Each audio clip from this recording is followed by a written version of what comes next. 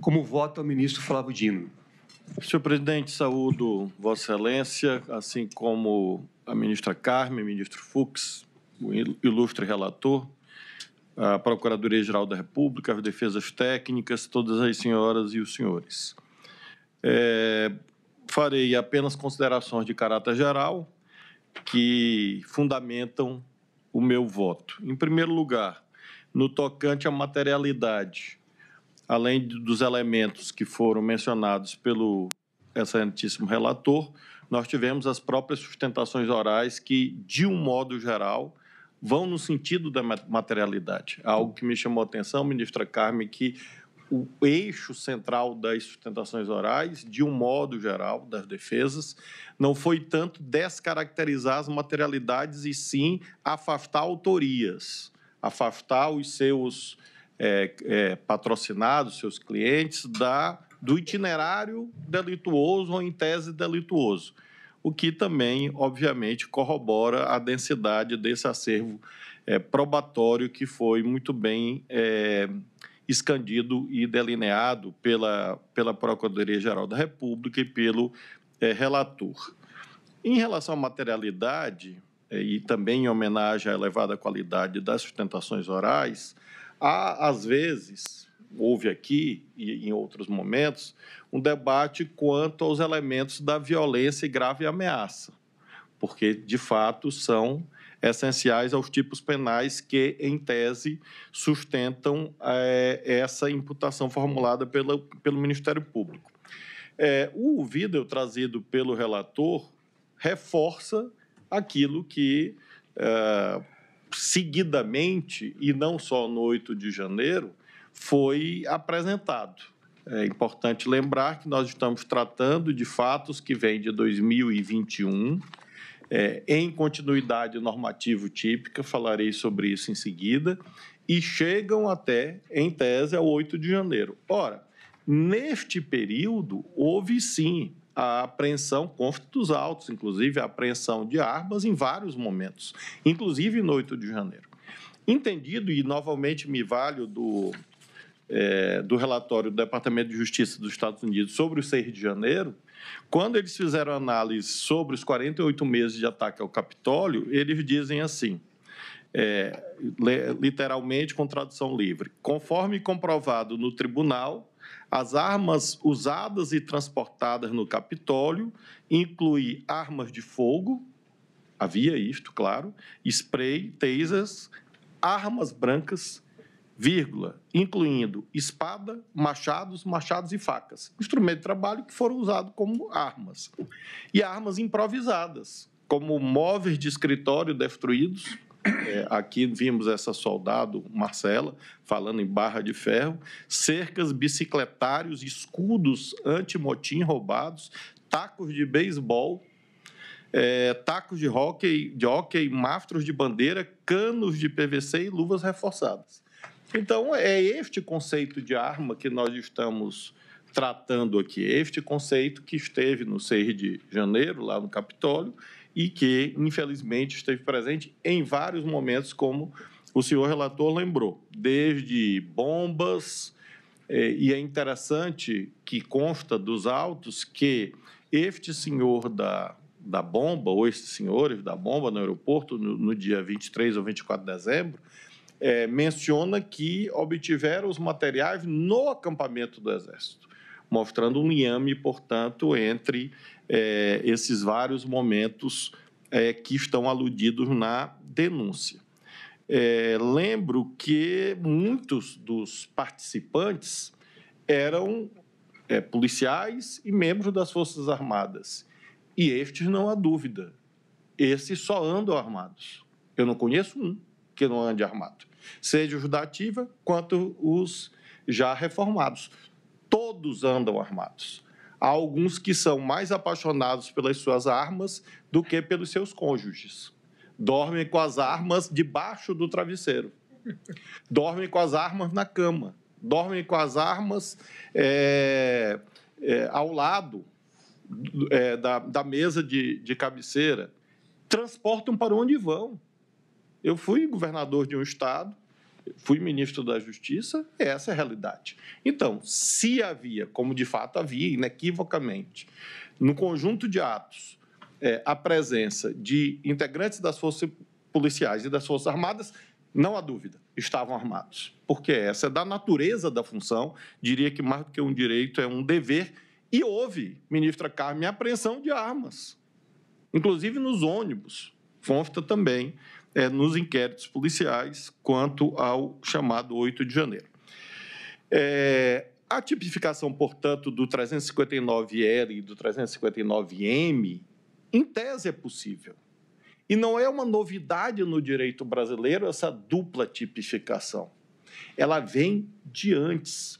Se nós lembrarmos a Lei de Segurança Nacional, em relação à qual há continuidade normativa típica, e esse é um detalhe importante na avaliação da materialidade e da viabilidade ou da justa causa, porque alguns dos fatos elencados antecedem a lei atual 14.197.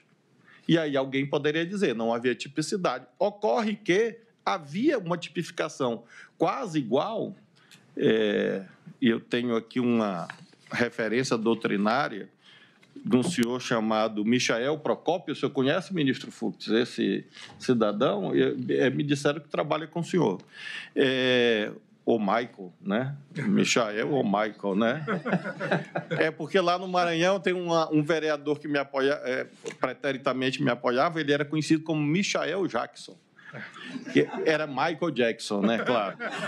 Mas este caso, eu não sei se ele gosta de ser chamado de Michael ou de Michael. Mas, enfim, se ele quiser homenagear o Trump, é Michael.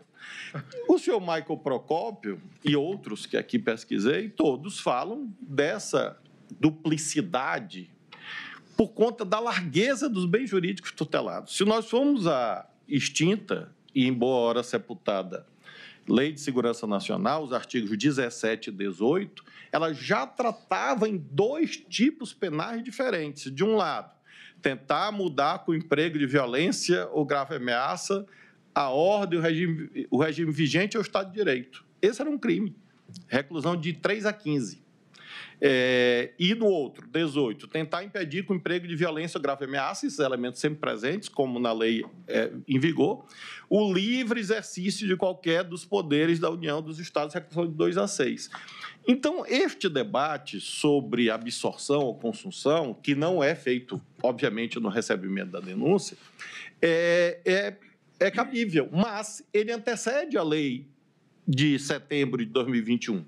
Essa lei foi sancionada, por coincidência, pelo senhor Jair Messias Bolsonaro, e tendo como referendo dos senhores Anderson Torres, Walter Braga Neto, Damares Alves e Augusto Heleno. Portanto, é uma lei bastante recente, foi exatamente neste governo cujas pessoas estão aqui eventualmente acusadas. Portanto, nós não temos casuística em relação a esta lei, mas podemos sim remeter a essa ideia de que há, como de fato há, na minha perspectiva, continuidade normativa típica, e por isso a construção doutrinária pretérita serve para nós admitirmos, em tese, a possibilidade, sim, de concurso de crimes como nós temos feito. E por que nós temos feito nos nossos julgamentos? Imaginemos que aquele aglomerado de pessoas tivesse se dirigido apenas ao Palácio do Planalto, no dia 8 de janeiro. Haveria a tentativa de depor o governo legitimamente eleito. Mas o que o Supremo tem com isto? O que o Congresso tem com isto? E é exatamente a variedade de bens jurídicos tutelados que inspirou o legislador, desde sempre, nessa ideia de múltiplos tipos penais. Então, nada estranha de que haja essas imputações todas constantes da denúncia e, repito, já de inúmeros acordos do Supremo Tribunal Federal. Em tese, sim, é possível, não há dúvida que é possível que alguém consuma o crime de tentar ou atentar contra o governo legitimamente eleito e não queira destruir o Estado Democrático de Direito e vice-versa. Em tese é possível. Ministro Flávio, permite? Pois não. Um exemplo ocorreu mundialmente na Polônia, quando o presidente, o Congresso, o parlamento polonês atentaram contra o Tribunal Constitucional polonês, fazendo algo, qualquer semelhança é mera coincidência, que foi feito aqui com o AI-2, de mudar a composição da corte. Lá alteraram de 70 para 65 anos, retroativamente retiraram os 5 juízes que eram contrários às medidas inconstitucionais. Isso é um atentado contra um dos poderes, mas não é um golpe de Estado. Não é, porque os poderes políticos continuam. Eu, como já vou fazer 60, me declaro logo contra essa hipótese, porque já estou perto da incidência desta tentativa. Eu e Vossa Excelência, né? Vossa Excelência primeiro. Agora, nós... Vossa Excelência está com um problema com a idade. É por conta do peso, é em mim. Mas, voltando, portanto, à temática do concurso ou da absorção, é claro que isso vai ser debatido em tese. Mas, quanto à materialidade, não há dúvida quanto à sua viabilidade. Exatamente porque houve o ataque ao Supremo, ao Congresso, ao TSE e ao Palácio Planalto em outro momento. É claro que, quanto aos fatos supostamente existentes, que serão objeto de instrução, que antecedem o dia 1º de janeiro de 2023, é claro que quem eventualmente estava ali perpetrando aqueles atos não queria depor o governo do qual fazia parte. Óbvio. E aí nós teremos, portanto, o debate de provas para a configuração ou não. Agora, como proposta de que haja a conjugação, o concurso entre esses crimes, a inviabilidade técnica, claro que não, pelo contrário. E, desde sempre, como mencionei, há essa ideia de múltipla tutela em relação a esses bens jurídicos primaciais. Como a ministra Carmen foi elogiada pelo presidente Trump, e eu não vou ficar atrás, eu trouxe um precedente da senhora, desta primeira turma. Eu trouxe um da ministra Rosa também. E a ministra Carmen, em 2007, disse o seguinte, nesta primeira turma: não é lícito ao juiz, no ato de recebimento da denúncia, quando faz apenas juízo de admissibilidade da acusação, conferir definição jurídica aos fatos narrados na peça acusatória. Poderá fazê-lo no momento da prolação da sentença. Então, claro que nós não estamos aqui fazendo classificação jurídica em relação aos fatos. Faremos no momento próprio. E a ministra Rosa, já mais recentemente, em 2013, no mesmo sentido, assentou, nesta primeira turma, que a sentença é o momento processual oportuno para emendar-se libere, até o do 383, apenas quando houvesse uma repercussão na definição da competência, que poderia haver essa antecipação da classificação jurídica. Disso não se cuida, portanto, eu tenho total conforto doutrinário, jurisprudencial, para, nesse aspecto, reconhecer esta materialidade em tese existente, tanto quanto ao 359L, quanto ao 359M. E aí vem uma ideia, não, mas isso leva a uma desproporcionalidade das penas. É importante deixar claro, quem define os trilhos da proporcionalidade da pena, primariamente, não é o Poder Judiciário, é o Poder Legislativo. E, ao fazê-lo, neste caso, nós temos, inclusive, matriz constitucional. Se nós formos no artigo 5º, inciso 54 da Constituição, lá está dito: constitui crime inafiançável e imprescritível a ação de grupos armados, civis ou militares, contra a ordem constitucional e o Estado democrático. Então, a Constituição, desde os primórdios, portanto, da fundação da ordem jurídica em vigor, definiu como altamente gravosa essa conduta. E, portanto, o juízo de proporcionalidade tem extração constitucional. E veja, a Constituição não fala em pessoas armadas, grupos armados. Porque há, às vezes, essa ideia, não, mas fulano de tal estava apenas com uma Bíblia. Eu, de fato, ministro Alexandre, imagino, pela minha fé religiosa, que se a pessoa passa em frente à Catedral de Brasília, nos edifícios mais belos da arquitetura do mundo, e resolve rezar, ela não vai rezar na frente do Congresso Nacional. Ela entra na catedral e lá reza, ora, pode. Aliás, Deus é onisciente, onipotente, está em todo lugar. Então, não precisa vir na Praça dos Três Poderes para fazer orações. Então, pouco importa se a pessoa tinha ou não uma arma de fogo ou uma arma branca. O que importa, para fins de debate da classificação jurídica, é que o grupo era armado. O grupo portava armas de fogo, armas brancas, e assim sucessivamente. Portanto, o Congresso Nacional, quando fez esta dosimetria da lei em vigor, o fez cumprindo a Constituição. E, portanto, não é o Poder Judiciário, não é o ministro Alexandre de Moraes ou aqueles que o acompanham eventualmente na turma ou dele discordam que estão arbitrariamente fixando penas de índole desproporcional, à vista da magnitude dos valores envolvidos. E se diz também, querido ministro Fux, mas não morreu ninguém. No dia 1º de abril de 64, também não morreu ninguém. Mas centenas e milhares morreram depois. Golpe de Estado mata. Não importa se isto é no dia, no mês seguinte ou alguns anos depois. Vimos isto agora. 11h59, nós vamos dividir aqui rapidamente. Você ouve o ministro Flávio Dino trazendo a sua análise a respeito da denúncia, mas é preciso informar que a Prefeitura de Belo Horizonte confirma a morte do prefeito Fouad Noman hoje. Ele estava internado depois de ter sofrido uma parada cardiorrespiratória.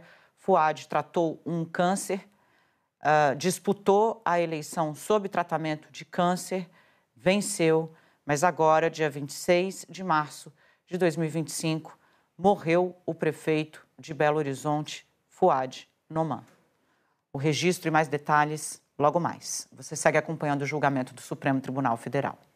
A chegada de Mussolini e Hitler ao poder, dizendo, este é um processo normal, certamente se arrependeram quando viram as consequências nos odientos campos de concentração, vitimando o povo judeu e outras tantas minorias na Europa. Portanto, golpe de Estado é coisa séria. É falsa a ideia de que um golpe de Estado, ou uma tentativa de golpe de Estado, porque não resultou em mortes naquele dia, é uma infração penal de menor potencial ofensivo ou suscetível de aplicação até de um princípio da insignificância, a excluir a tipicidade. Isto é uma desonra à memória nacional. Esse tipo de raciocínio é uma agressão às famílias que perderam familiares no momento de trevas da vida brasileira. E isto reverbera em um tribunal na medida em que, repito, nós não estamos aqui friamente cumprindo a ordem jurídica sem levar em conta aquilo que o ministro Fux, meu amigo tão querido, sempre lembra quanto ao consequencialismo, que é um mandamento legal. Um tribunal constitucional, ele não pode ser consequencialista, ele é obrigado a ser consequencialista. É da natureza dele, inclusive pela sua condição de órgão de cúpula do Estado.